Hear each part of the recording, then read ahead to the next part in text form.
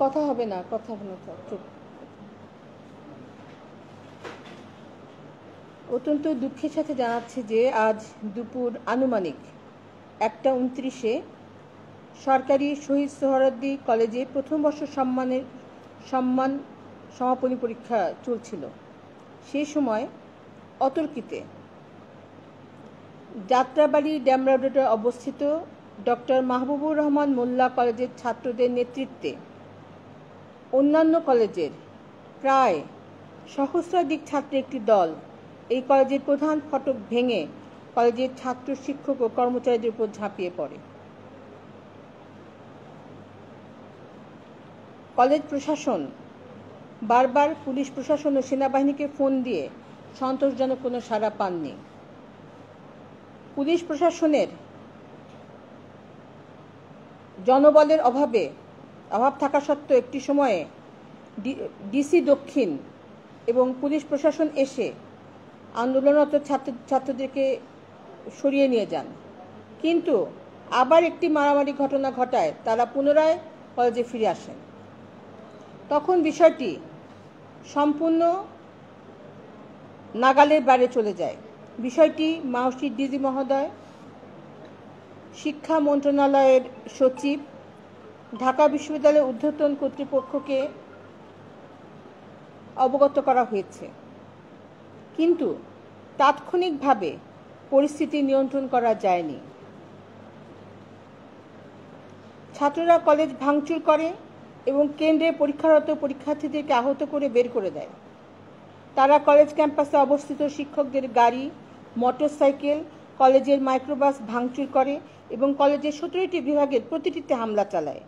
সকল বিভাগ, শ্রেণীকক্ষের আসবাবপত্র, ফ্যান, কম্পিউটার, ল্যাপটপ, প্রিন্টার এবং অফিস ও প্রতিটি বিভাগের আলমারি ভেঙে নগদ অর্থ লুট করে। প্রতিটি বিভাগের বুকশেলফ, অফিসে রক্ষিত শিক্ষার্থীদের মার্কশিট, সনদপত্র, ভর্তি ও ফর্ম পূরণের প্রয়োজনীয় কাগজপত্র এবং বিভাগের বিভিন্ন বই, পুস্তক ও অন্যান্য মালামাল তছনছ করে এবং আগুন ধরিয়ে দেয়। অত্র কলেজের প্রশাসন বারবার ডিএমআরসির অধ্যক্ষকে বিষয়টি অবগত করার জন্য ফোন দেন, কিন্তু তিনি ফোন ধরা থেকে বিরত থাকেন এবং পূর্ব হতে অবগত থাকা সত্ত্বেও তিনি একবারের জন্য আমাদেরকে নিজে থেকে অথবা তার কোনো প্রতিনিধিকে দিয়ে খোঁজ নেওয়ারও প্রয়োজন বোধ করেননি।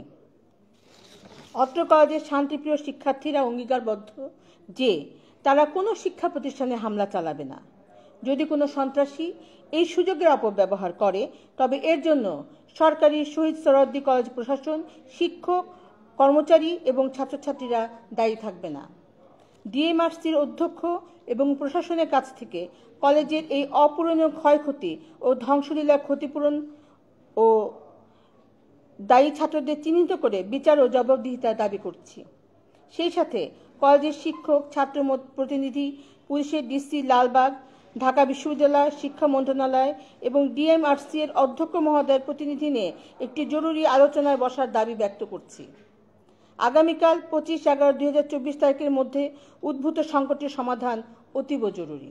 সবাইকে ধন্যবাদ। একটু জানতে চাবো আপনার কাছে, পাশেই যখন ন্যাশনাল হাসপাতালে আন্দোলন হচ্ছিল, শিক্ষার্থীরা অবস্থান করছিল, আপনার কোনো আশঙ্কা ছিলেন কিনা যে আপনাদের দিকে আসতে? আমি আশঙ্কা ছিলাম। আমি আমাদের যে ওসি সূত্রাপুর থানা, ওনাকে ফোন দিয়েছি যে আপনি যদি সেই ধরনের কোনো মনে করেন আপনি এখনই পুলিশ ফোর্স দেন। তো উনি বললেন যে ম্যাডাম আমরা ন্যাশনাল হাসপাতালে এবং অন্য জায়গায় এতই ব্যস্ত, এখানে তো পুলিশ ফোর্স পাঠাতে পারছি না, আপনি আর্মিকে ফোন দেন। সেই সাথে সাথে আমি আর্মিকে ফোন দিয়েছি। আমি বলছি ম্যাডাম আমরা 5 মিনিট আগে আমরা ফোর্স পাঠিয়ে দিয়েছি। দুঃখজনকভাবে 5 মিনিটের পর আমি 100 বার ফোন করার পরে 100 বার এবার আর্মি ওখান থেকে ফোন দেয়, আপনাদের এটা কোন থানা? তখন আমি বলছি সূত্রাপুর থানা।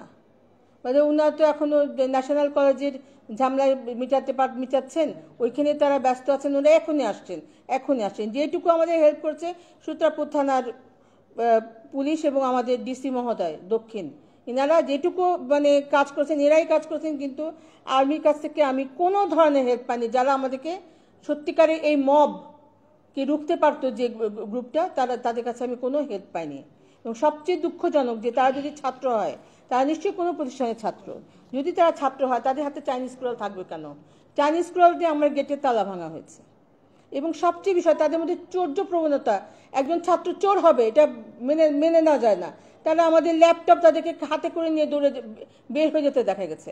সবচেয়ে যে আমাদের কলেজের এক শিক্ষকের গাড়িটা ভেঙে তারা যে তাণ্ডব উল্লাসে তারা উল্লাস ব্যক্ত করেছে, সেই উল্লাসটাও আসলে অশোভন এবং নেওয়া যায় না। যে তারা আমাদের ছাত্র, তারা আমাদের সন্তান, তারা আমাদের কষ্টোপার্জিত অর্জিত একটি জিনিসকে ভেঙে এত এত আত্মতৃপ্তি, তাদের সাথে আমাদের কিসের শত্রুতা?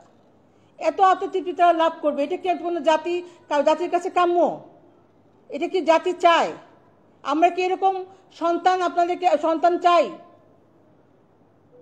এটা আমার ব্যর্থতা। আমি আজকে বলবো, আমার যদি কোনো ব্যর্থতা থাকে, পুরো ব্যর্থতা আমি আমার ঘাড়ে দিচ্ছি। কারণ আমি আমার সন্তানকে মানুষ করতে পারিনি। আমার সব ছাত্রই আমার ছাত্র, সেটা আপনার মাহবুবুল হক কলেজের ছাত্র হোক, সেই কবি নজরুলের ছাত্র হোক, নটর ডেমের ছাত্র হোক, সব ছাত্রই আমার ছাত্র।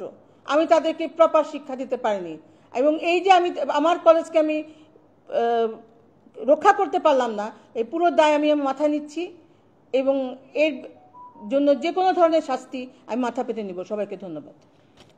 পরীক্ষা চলাকালীন যে আক্রমণ করা হলে যে পরীক্ষা স্থগিত হয়েছে, এর প্রশাসনিক বা কেন্দ্র থেকে কোনো নির্দেশ এসেছে? আগামীকাল উপাচার্য মহোদয়ের অফিসে 7 কলেজের প্রধানদেরকে নিয়ে একটি মিটিং 9টায় অনুষ্ঠিত হবে। সেইখানেই ডিসিশন নেওয়া হবে এই পরীক্ষা কিভাবে চালানো হবে, পরীক্ষা রাখা হবে কিনা, পরীক্ষা বাতিল করা হবে কিনা।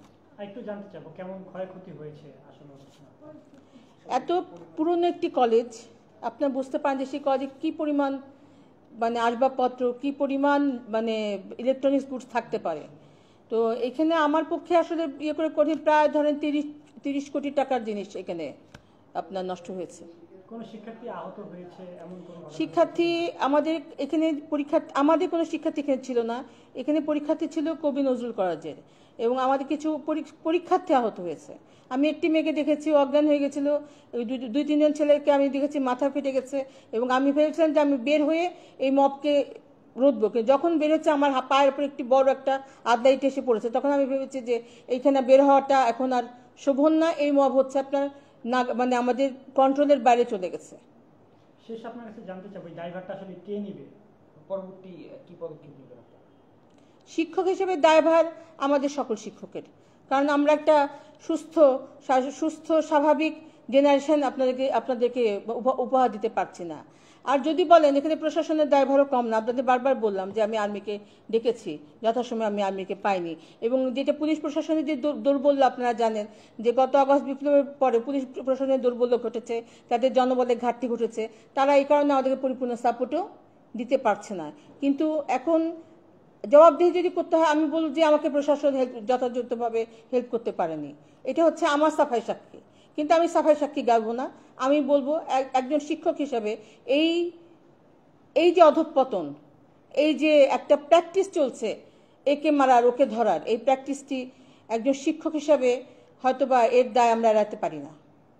পরবর্তী পদক্ষেপগুলো কি থাকবে আপনাদের? এটা আইনভাবে যেহেতু একটি প্রাতিষ্ঠানিক ব্যাপার, সরকারি প্রতিষ্ঠানে ক্ষয়ক্ষতি হয়েছে, এটা আইনানুগভাবে যাবে, এটা আইনের আশ্রয় আমরা নেব। আমাদের ঊর্ধ্বতর যে এই শিক্ষা প্রতিষ্ঠানটা কিন্তু স্বায়ত্তশাসিত শিক্ষা প্রতিষ্ঠান না, এই শিক্ষা প্রতিষ্ঠান একাডেমিকভাবে ঢাকা বিশ্ববিদ্যালয়ের কাছে দায়বদ্ধ, এবং প্রশাসনিকভাবে অন্যান্যভাবে শিক্ষা মন্ত্রণালয়ের কাছে দায়বদ্ধ। কাজেই শিক্ষা মন্ত্রণালয়ে আমাদের যে ঊর্ধ্বতন কর্মকর্তারা আছেন তাদের সাথে মিটিং করে, আমাদের যে ঢাকা বিশ্ববিদ্যালয়ের যে ঊর্ধ্বতন কর্মকর্তা আছেন তাদের সাথে মিটিং করে, এবং সর্বোপরি আমাদের ছাত্রদের দাবি দেওয়াকে সামনে রেখে তাদের দাবি দেওয়াকে সম্মান করে আমাদের এই বিষয়ে এগোতে হবে, এবং প্রশাসনের সাহায্য নিয়ে আইনগতভাবে আমাদের এগোতে হবে। কারণ এই বিষয়টি কিন্তু অল্প সময়ের বিষয় না। এখন একটা শ্রুথাল রিপোর্ট করতে হবে কোথায় কোথায় আমার কি ভাঙতে, একটা বিশাল ডিস্ট্রাকশন হয়েছে, ধ্বংসযজ্ঞ চলেছে, কোথায় কোথায় কি হয়েছে তার একটা নিখুঁত একটা হিসাব আমার বের করতে হবে। এবং সবচেয়ে বড় কথা যে কিছু কিছু ভিডিও ফুটেজ আছে, আমরা সেখানে আপনারা নিয়েছেন একটু আগে, সেখানে কিন্তু কিছু ছেলেকে আপনারা শনাক্ত করতে পারছেন। তো এই শনাক্তকরণের মাধ্যমে আমি আশা করি যে তাদের বিরুদ্ধে শাস্তিমূলক ব্যবস্থা আপনারা প্রশাসন গ্রহণ করবে। এবং আমি আসলে কোনো প্রতিষ্ঠান বা কোনো ইয়েকে দায়বদ্ধ করতে চাই না, যেহেতু সর্বোপরি যেহেতু বলছি যে এই বিশাল একটা ধ্বংসযজ্ঞ আমার কলেজে হয়েছে, আমার ছাত্ররাও মর্মাহত এবং আমি তো অসম্ভব মর্মাহত, কারণ আমার একটা দীর্ঘ শিক্ষকতা জীবন আছে, প্রায় 31 বছর শিক্ষকতার জীবন, যে জীবনে আমি অনেক জায়গায় প্রশাসনিক দায়িত্ব পালন করেছি, কিন্তু এরকম ভয়াবহ পরিস্থিতির সম্মুখীন কখনো হয়নি, দুঃখজনক পরিস্থিতি কোনো সম্মুখীন হয়নি। এটা আমি আমৃত্যু আমার জীবনে একটি কালো দাগ হিসেবে, কালো অধ্যায় হিসেবে এটা লেখা থাকবে। আপনাদের মনে হয় আমি আপনাদের প্রশ্নের জবাব দিয়েছি, আপনারা হয়তো বা আরেকটু জানা ছিল, আজকে তো প্রথম পরীক্ষা ছিল, পরবর্তী আরো কিছু পরীক্ষা আছে। এখন তো যেমনটি বলছিলেন সোহরাওয়ার্দী কলেজ ধ্বংসস্তূপে পরিণত হয়েছে। আপনাদের আগেই বলেছি যে এই বিষয়ে বিশ্ববিদ্যালয়ের